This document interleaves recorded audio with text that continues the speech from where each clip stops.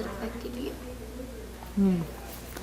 Well, it affects every facet of your life, honestly.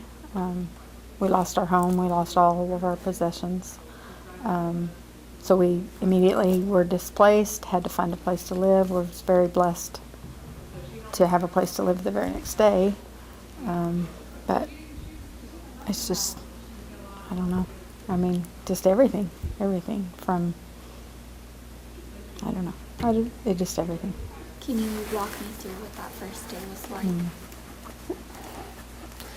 Well, I mean, ours are different because I work for a power company here out of Perryton. So our first day is I went to work. We went to work rebuilding lines to get power back on to people. So that left her kind of to go to the house, which I was able to take off work and go meet her at the house, and just kind of, and it's kind of surreal, just everything that we'd been there for 28 years, and there was nothing there. So, to give a little history, he's a Marine, and so he was gone a lot during his 8 years of service. So I learned how to, handle deployments and moving from different places. So while this was not anything like that, it very much tested that, brought back that having to handle things. Our kids are grown, but it was difficult, and quite honestly, it really tested some emotions that I wasn't really expecting there.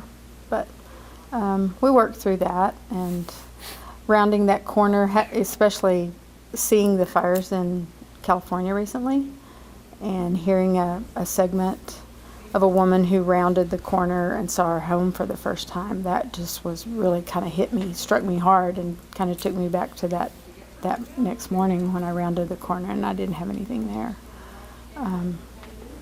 That was tough. That was very tough. So, and then, anytime there's a storm or any kind of event, he goes to work, and there I am. So, this was one of the hardest times, I will say, that I ever had to go through something like that on my own for a moment. It's been about a year. That was hard for me. I kind of see myself as the person who steps up to help people. And so I told some people in the community, we're good, but just let people help you, let them support you, because this seems like a really hard time, but it may get a lot harder before it gets better.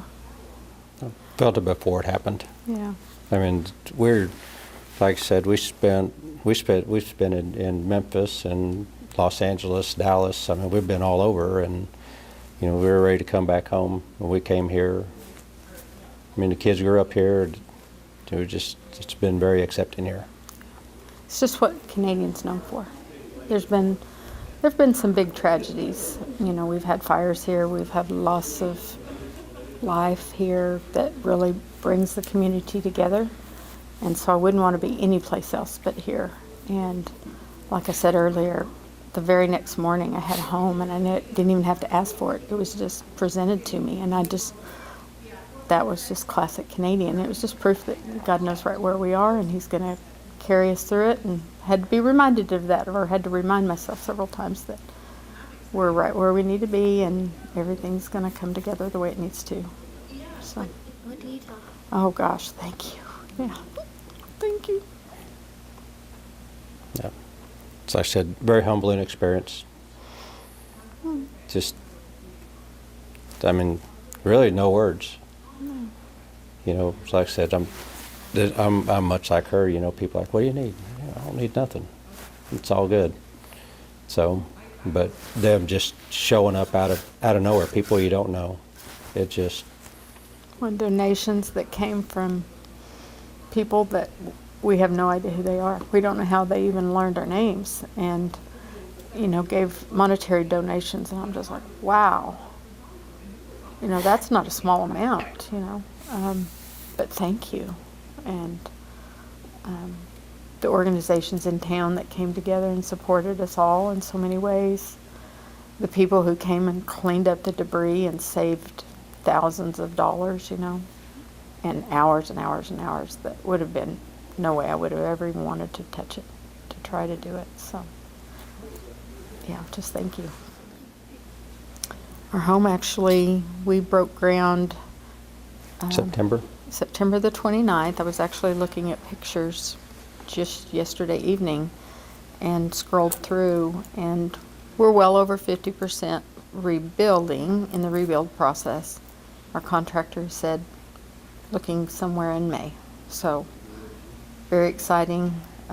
I'm told by a friend who has moved into her home already, just be prepared for that wave of emotion that comes by being in that new space. So I was grateful that she gave me that information and prepare for that.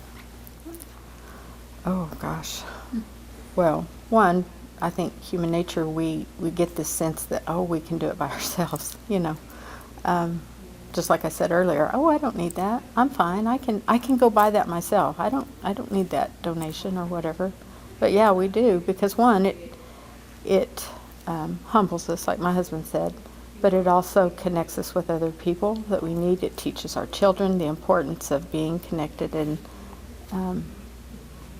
to be grateful, to learn how to be grateful.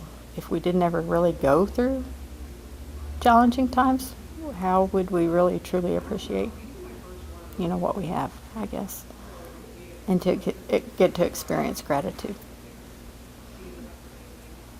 Want to add to that? No. Y'all have anything you didn't ask about that you want to add? Oh gosh. Oh. Go through everything Yeah.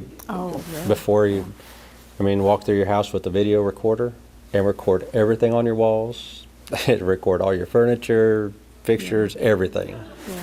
And then, like, after we went through, there was nothing there, and I looked down and I saw a piece of blue, probably about the size of a dime maybe, and it was under some smoldering stuff, and I just, like, kicked it away, and it was a picture, and we thought our granddaughter had left it there, and we started reading it, and our daughter was probably about 8 or 9 when she had wrote this, and it was a blue piece of paper with a red heart on it, and it had, the corners were singed and nothing else. Yeah. So And it wasn't even in the part of the room that it was stored in, and that was what was so remarkable. But yeah, so definitely keeping inventory of the things that you acquire along the way makes it a little bit easier too. But just breathe and take your time and be thankful that you got your people and your pets, and we did.